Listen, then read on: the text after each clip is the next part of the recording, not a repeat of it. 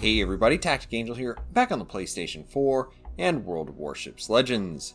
Today I want to bring you a review of HMS Exeter, the Tier 5 Premium Royal Navy Heavy Cruiser. As usual, I'll be starting out with some history, then we're going to talk a bit about the ship in the game, we'll go over commander choices, hit up the stats, and finish off with some gameplay. If you want to skip any part of this review, I should have left some time codes down in the description. So with that out of the way, let's just get right into it. HMS Exeter was the second of two York-class heavy cruisers built for the Royal Navy. Once again, no points for guessing what the other ship in the York class was called. She was also the fourth ship to bear the name Exeter, but not the last, named for a township in Devonshire, England, located in the southwest part of the nation. The York-class cruisers were designed and built in accordance with the Washington Naval Treaty. You may find her inclusion in the York class to be somewhat confused in terms of presentation in the game, and in some cases even other sources, because the Exeter was not exactly the same as the York, such as any two ships are identical, but among other things she was longer and featured vertical funnels rather than the swept funnel design you'll find on the York. In any case, my hope is that this mistake in the game is a copy-paste problem. Laid down in August 1928, launched in July 1929, Exeter was commissioned into service in July of 1931. The Exeter would sail into history fairly quickly thereafter. At the outbreak of World War II, the German Panzerschiff Graf Spee was sailing around the southern Atlantic, immediately disrupting trade and sinking several merchant vessels. The British didn't want this to turn into another situation like they had with Karl von Müller in World War I. Looking to how they ended SMS Emden's career, they figured sending 4 aircraft carriers, 2 battleships, a battlecruiser, and 16 additional cruisers ought to be enough to put an end to the Graf Spee's exploits. Where the Exeter became famous was that she was the lead ship of Force G, which consists obviously of the Exeter herself, as well as HMS Ajax and HMNZS Achilles, 2 Leander-class cruisers. On the 13th of December, 1939, Force G finally located Graf Spee, and Hans Langsdorff, commander of the Graf Spee, rather than letting the faster cruisers shadow him and call in reinforcements, decided to close for battle. The 3 Commonwealth cruisers engaged Admiral Harwood's plan, with Exeter moving to the west and Ajax and Achilles moving to the east to bracket the German ship. This would force Graf Spee to split its fire, and Exeter would bear the brunt of it, becoming the target of the Panzerschiff's fearsome 11-inch guns. Not exactly a fight that many of us would pick even in-game, this was even more daring and dangerous in reality. The Graf Spee landed more than half a dozen hits in the first 20 minutes of combat against Exeter. The front turrets were disabled, most of the men on the bridge were dead, the ship was starting to list due to flooding caused by penetrations in her hull, and on top of all of that, she was on fire. Though functionally disabled by any reasonable estimate, the Exeter fought on. With fire control and communication throughout the ship knocked out, the commander of the rear turret directed his men by standing on top of it and yelling orders down into the turret. And it was under these conditions that the Exeter landed a 203mm shot that penetrated deep into Graf Spee, damaging her fuel processing plant and desalination equipment. Exeter only ceased its battle with Graf Spee when the final turret was rendered inoperable due to water entering the ship. The German Panzerschiff would limp away to Uruguay, where Captain Langsdorff would scuttle her a few days later. So extensive was the damage to Exeter that she'd spend the next year laid up for repairs. Following this, she spent a little bit of time on trials and escorting convoys in the northern Atlantic before heading to the Pacific to aid the Allied navies there. She would be present for the first and second Battle of the Java Sea, the 2 battles happening on the 28th of February 1941 and the 1st of March 1941, respectively. During the first battle, Exeter took several hits, including a torpedo strike which failed to detonate, and a shell entering her rear engine compartment which took out half of her boilers. After the first day, the crew was able to effect some temporary repairs, but she was still in theater for the second Japanese attack. Unluckily, this time Exeter took a hit to her forward boiler room, effectively knocking out the last half of her power plant. This crippled the ship, Unable to move, train her main battery, or effectively control the damage inside the ship, she began to list. The captain ordered the ship abandoned, with 652 men making it off the Exeter, which, near as I can tell, was probably pretty much everybody who was still alive before she capsized. The crew would be captured by the Japanese, and sadly, 152 of them would die in captivity. When we look at the Exeter in-game, she's not a bad ship, and she's not an incredibly dominant one either, which probably means she's reasonably well balanced. On paper, she's very comparable to the Aoba, the Tier 5 Japanese cruiser, and you're going to hear a lot of this comparison as we go through this review, but most of her stats don't quite stack up if you're paying attention simply to the numbers. There are, however, a few advantages that the Exeter enjoys that don't quite translate into the stats directly. Where the Exeter does pick up some advantage is generally in the area of being a more comfortable ship to play, with faster turrets and firing arcs which allow you to more aggressively contribute to the outcome of the game. That said, the ship is not really a brawler. You have, for all intents and purposes, the same armor as the Leander. Yes, you do have some heavier side armor covering your citadel, but the differences there aren't going to change what auto bounces. It might help you repel a few extra impacts that can't defeat the effective thickness when you're angled, and it might shatter a couple of smaller shells, but it's not going to save you from a battleship or heavy cruiser if you're broadside. Just for a bit of clarity, the distinction between heavy cruiser and light cruiser is not based on the ship's armor. It's based on the size of the ship's main guns. This distinction is caused by a very particular section of a very particular historic document, that being Article 15 of the London Naval Treaty. Near as I can tell, the Leander and Exeter have the same bow armor, and the major advantage you might have in terms of survivability over the Leander is that you have a fairly limited and relatively low-lying citadel that's set kind of far back in the ship. Unlike the Leander, though, you do have access to both HE and AP shells. The HE is pretty effective, as you'd expect from 203s, but the AP will struggle a bit to get big hits, and by that I do mean citadels, particularly on battleships for sure, but actually more often than not, it can't really do it to cruisers either. And honestly, I think this ship probably advantages aiming high with both shell types. When we come to commanders, I honestly can say I don't consider any choice here to be strongly dominant or completely unusable. To begin with, all three commanders have access to additional speed, which feels great, and the fully packed ability, which I consider to be an exceptional choice for the Exeter. Getting a third smokescreen or a third heal is always going to be helpful, particularly since you don't have a ton of hit points. In short, since you have three very usable consumables, no matter which commander you choose, I would really suggest that you give this a try. Since you have your meat and potatoes with any one of the commanders, then it's really going to come down to what else do you want to get out of your Exeter. Fraser is going to offer you the opportunity to do two key things: increase your range and increase your accuracy. These are nice benefits because the further away you are, the less likely you are to be hit, and with only 6 guns, every shell really does count. Alternatively, if you're a pyromaniac, you can also increase your fire chance all the way up to 20 with Fraser. Fraser also gets access to speed for free, which is nice, and in the event that you don't want to use punching through, something that I actually didn't find benefited me all that much on the Exeter anyway, you can double down on the opportunity to improve how quick you can get around the battlefield. Tennant is another dedicated cruiser commander, dedicated more to survivability. You'll gain some insight into how much danger you're in if you choose Ingenious, and also walk away with even better turret traverse. Full speed ahead is where you'll probably want to pick up a few knots of speed, and on top of that you'll get a fraction of a second off of your turning speed, which is also nice. But you do also have access to Velocious in the third slot as well. That said, I would still probably stick to Sponge to try to keep your turrets in the game and effectively add to your hit points by reducing the damage inflicted upon you. Also, Tennant is going to be your best choice for sonar with Acoustic Chamber. And finally, I know I've previously said that Tennant's base trait is the difference between being kicked in the groin and being kicked in the groin after taking 2 aspirin, and my opinion on this has not changed.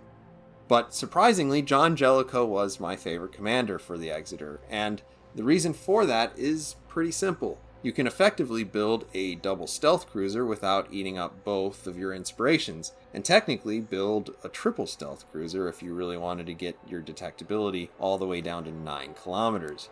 Provided you're not harassed by a DD, this is going to allow you to pick the battles with basically every cruiser and every battleship you're likely to face. The basic ability he has access to are also going to make you faster and improve your fire chance, something you probably were going to want to do with the other commanders too. You can even improve your smoke.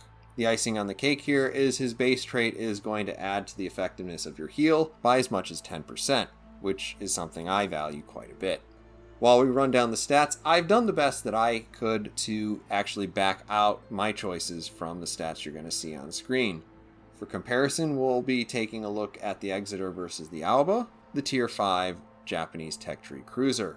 Since this is the first Royal Navy heavy cruiser in the game, suffice it to say, this doesn't play very much like the Leander at all, and the feel you're going to get is much similar to the Japanese cruiser than any other ship in the game right now.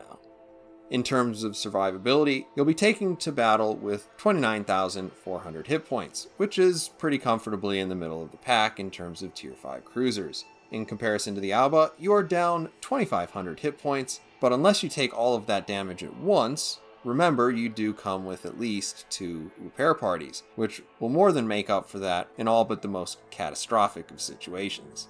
Your armor is listed as 6 to 140 millimeters, but as I said before, you're fairly delicate, and the vast majority of your armor is pretty well limited to just the Citadel area. Though this color scheme seems to say that you have 6 millimeters everywhere, I believe this is kind of a mistake, and you actually probably have 13 millimeters throughout most of your hull. Enough to bounce like cruisers and destroyers, but it won't mean anything versus battleship or heavy cruiser fire. You'll also get 4% torpedo reduction, which is more than nothing, but still basically a rounding error.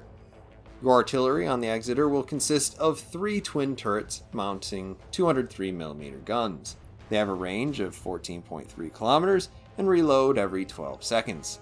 This gives you a main battery that is very similar to the Alba in terms of main battery caliber, arrangement, and even range. From there, it's really just a trade in usability. Your reload is 15% slower, but your turret traverse is 25% faster. The firing angles on the Exeter seem to be a little better, but you cannot maintain auto bounce angles with either ship while shooting forward with all of your main guns. The Alba is going to be a bit better with sustained damage, particularly from a distance, with 450 more HE damage, an additional 2% fire chance, and even an extra 150 AP damage. But Exeter will feel generally better in any circumstance where you need to get your guns on target, or using your guns for that matter, while maneuvering.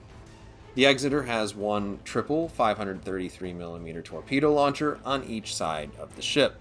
They reload every 72 seconds, pretty fast, and deal 15,800 damage. They're going to range out to 8 kilometers. At 61 knots, they have a decent speed, and 1.3 kilometer detectability is not too bad. Though I could compare this to the Alba, which I'll do just by adding some information on the screen, the story here is pretty interesting. Very night and day in terms of the usefulness of the torpedoes. Yes, the Alba has longer torpedo range, but both 8 kilometer and 10 kilometer torpedoes have a pretty decent amount of area denial capacity. One thing that has to be pointed out though is the Exeter's torpedo angles are superb, with the ability to fire at extreme angles both fore and aft. The firing setting is a little weird, with your options being either a widespread or single fire. While going in close with the Exeter is very dangerous, because again, you aren't exceptionally well armored, this means you do have a lot of ability to make sure all of your damage counts, burying every torpedo right where you want it. When we talk about maneuverability, the Exeter isn't all that fast, though pretty much all of the tech tree ships are pretty close to this value, except perhaps the Alba, which is 10% faster, or the Badione, which is about 20% faster. Where it is really nice is the acceleration is naturally pretty quick. Its turning is not best in class, but it's very tight. And the rudder is also exceptionally responsive. Since you don't have access to Propulsion Mod 2, you'll probably choose rudder, which is what is creating the value on the screen. Concealment for the Exeter, just like most of the Royal Navy cruisers, is quite good, being just 100 meters more visible than the Leander. Among heavy cruiser, it beats out the Alba by 300 meters, which is nice because it means you can operate closer to the action without necessarily having to engage. Your visibility from the air and in smoke is similarly slightly better than you'd find on the Alba, though the light cruisers are going to beat you out on that last part. Where consumables are concerned, you come with 3, plus a choice. Similar to other Royal Navy cruisers, you have access to a heal. In this case, it's a fairly standard heal, nothing out of the ordinary like you might find on the Edinburgh, but the base effectiveness of this is over 4,100 hit points per use, which is one reason why I suggest you try to pick up 3 of them. You have a really excellent sonar, you might say positively German sonar, because the Nürnberg and Graf Spee edge you out only by 100 meters. This is more than a kilometer of advantage that you'd get in detecting ships versus your average sonar, and more than half a kilometer on torpedoes too, so it's really quite nice. Your last slot is going to start with smoke, which is the same smoke that you're familiar with from the Leander, or you can trade that out for a plane. There are definitely going to be times where one of these is better than the other, and there are going to be times where you're definitely going to be disappointed in your decision either way. But I found that the smoke is really, overall, a little bit more useful, and the plane is really only an advantage on teams that otherwise aren't that interested in winning the game anyway, and your spotter aircraft is probably not going to change the result of that more often than not. I only messed with it for a few games. My preference, and what I think is probably more effective, is going to be the smoke. So at long last, we will get stuck into some gameplay. We're going to be on Estuary. There's my beautiful Exeter. We do have a few moments to talk about it, because I believe at the beginning of this game I'm probably, as they say, refreshing my beverage. But Exeter, by and large, it's a ship I really like to look at.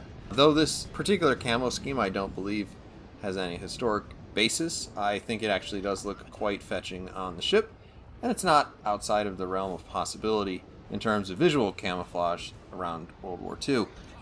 I will go ahead and put my commander up on the screen. You can see Jellicoe, inspired by Svirsky. We have double concealment, so that's what we like about this. Norman Scott for just a little bit more accuracy, and a bunch of skills that are generally just going to make this ship feel even better. Now that I'm clearly back, I'm going to go ahead and start fanning out towards one of the sides. I do like to spawn in the middle here, usually on German ships, because those have a pretty good chance of actually doing a lot of mischief in the middle. I don't really recommend taking the Exeter in too close unless you absolutely have to. And so this side of the map is going to give me a little bit of cover if I really want it. Obviously I can create my own cover, that's why I personally suggest using smokescreen. Keep in mind, the difference between those two covers is that islands tend to block torpedoes and smoke tends to attract them. So always a good thing to keep in mind when you're playing this. As you can see, it looks like they're having some sort of convention on my team behind that island, so I'm pretty much left to deal with the York myself. I decide to switch over to AP because I might be able to actually citadel it from this distance. That set of shots you saw just before is a little bit indicative of why sometimes it's sad to only have 6 guns. If you can only get 4 of them on target and you straddle your shots, then yeah, it's too bad. The guns reload reasonably quickly, so I don't really feel like it's that big of a deal. We sank an enemy cruiser. Off to a cracking start. We're going to go ahead and see if we can't start burning down that Ismail.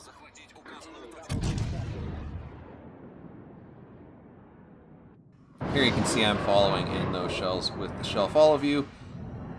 Apologies to people who've heard this before, but in order not to answer a comment in the comment section, that is on preset 1 and 2 only, and I use preset 2 because I like forward to be forward and I like backwards to be backwards.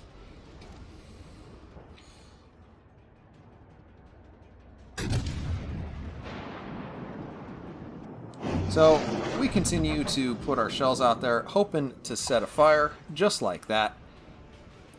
And now we're going to see, since nobody else is really all that interested in it, if I can get D myself.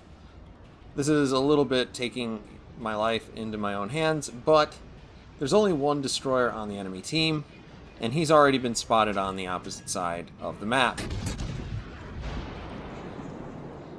And as that Ismail pops out from behind the island, we have a real butt-clenching moment there, where you just have to hold on to your pants and hope that you walk away with some hit points. We did. Just a small taste of what can go wrong if you don't play this right. And that fire is still going on the Ismail, so we're getting a little bit of damage. We're going to aim a little further forward to see if we can't set the bow or the forward middle section on fire. We managed to do that as well. And it looks like we're being pushed by a Fuso. I don't think you'll get to see what the widespread looks like, but suffice it to say, it is pretty wide. And in this case, I've chosen to single launch my torpedoes. At this point, the Fuso is close enough that if I fire, he will detect me, so my choice is to get out of here. We're hoping he picks up the folks on the other side of the map who are basically just chilling behind that island still. Unfortunately, he does realize that he can shoot at several different things, and one of them is going to be me. So you can see all of the guns now on the Fuso are looking in my direction. This is a really bad situation to be in an Exeter, because you're not particularly well armored, and if he does hit me through the back, there's actually a really good chance that he can get into my Citadel pretty easily. The Citadel for this is set low and towards the back of the ship. If you're looking at the model of this ship, you can actually pretty easily see it outlined by the thick armor plate that's sitting kind of low in the water, but starts close to halfway back on the ship and extends basically to the rear turret. In any case, we are continuing to annoy that Fuso. The additional distance here is going to allow us to maybe get missed by some shots that might otherwise hit. But we paid a bit of a toll there, and sadly not really walked away with anything. So we got to turn around now, and somebody's got to go capture D. As you can see, the enemy has picked up A, and obviously you don't want the point situation to get too far away from you in these sorts of games. We managed to pull off a reasonably tight turn there, and obviously you can see this ship shifts its direction pretty effortlessly, and it speeds up pretty nicely too. One reason why I really enjoy playing this ship. Now as we enter D, we're going to have to kind of chill out here for about half a minute. But it does look like we at least have somebody else in the cap helping us out, which is nice. As you can see, at this point I would be paying attention to the minimap. You can see that B is being captured. We do have a battleship that probably could respond, but it looks like he's moving away from B, unfortunately. So after finishing off the cap, we're going to see if we can't at least decap that person, because we definitely don't want to just give up another base. As you can see, there are problems at A. We're definitely going to lose A. Trying to judge the height for that King George V. We sneak a couple of shells over the island and actually manage to get 4 decaps. So that's pretty good. While I did say you probably don't want to get too close to any battleship, I feel a little bit okay going up against a King George, just because most likely he'll be shooting HE, so this will be a little bit less catastrophically terrible. And also, as you can see, I'm going to be able to get pretty darn close to the guy by the time that he's able to really shoot at me. He'll be able to get one shot off with his forward guns. I let him know that I'm right there, he respawns. Not great. He actually does knock out my torpedoes, which is exactly what I need to use. And now we line these up with single fire and just bury all three of them into the front of that King George V. That's really the strength of these torpedoes, because sequential fire, you only have 3 of them, but you can really make them count, and oftentimes lay out something like 30,000 damage on a battleship. Probably a little more if you intentionally try not to oversaturate one part of the ship. In that case, we were probably going to be okay either way. Now, thankfully, we do have a destroyer up there who's keeping this Bayern spotted. This is one of the things that you do in British light cruisers, is sit and smoke and just dish out the damage. And it looks like that's going to be a trick that's going to work for British heavy cruisers too. Unfortunately, he's moved so far off that I can no longer shoot at that particular target, but we have another Bayern out there as well. And he will burn just as nicely as the first one if we can actually manage to set him on fire. This doesn't work out either, because now the destroyer's so far away and rounding that corner that he can't even help me spot that Bayern. He's being chased, it looks like, by a Budioni. And we start putting some shells out on the Budioni. Switching over to AP, we expect maybe we'll be able to actually do some pretty terrible things to that lightly armored cruiser. We're going to have to hit the darn thing, so, you know, the best laid plans. Here you can see we land a couple shots, 1,400 damage. At this range, without too much of an emphasis on accuracy, there is a little bit of a randomness to it. I guess there's always a little bit of a randomness to it, but particularly right now, I decide we're going to switch over to HE just to make sure that we get the damage. And now I'm in kind of a bad position because, of course, that Bayern is caught up to us. Now, while I can usually select my engagements because of my pretty excellent sea detectability, he's about 1 kilometer too close to me. And now we've been knocked down to 5 hit points. Or I guess the only way to look at it is it's actually technically 4 more hit points than I need. But unfortunately, that leaves us in a bad position for something like that to happen. Now, I'm not going to make you watch the rest of this because, for the most part, it's a somewhat low energy finish to the game where we do manage to finish off the Bayern, or at least one of the Bayerns, but there isn't enough time or enough people interested in challenging the remaining one, so time just kind of ticks off until the game is over. In any case, Exeter, I actually quite like this ship. It might currently be my second favorite Tier 5 premium cruiser behind the Graf Spee, and what can compete with that. So here you see, we walk away with 87,000 damage and a pretty healthy amount of XP. Managed to finish off on the top of the chart.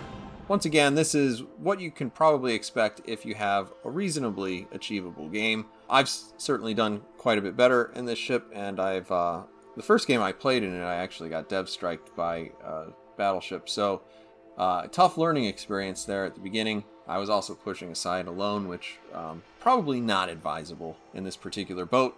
Works very well in a division if you have 1 or 2 guys who are going to work together with you.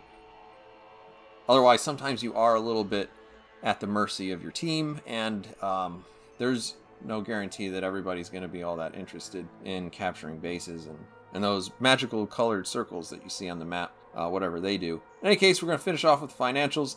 And of course, thank you everybody for watching my review on the Exeter. Hope you enjoyed it, and I'll see you guys on the next one.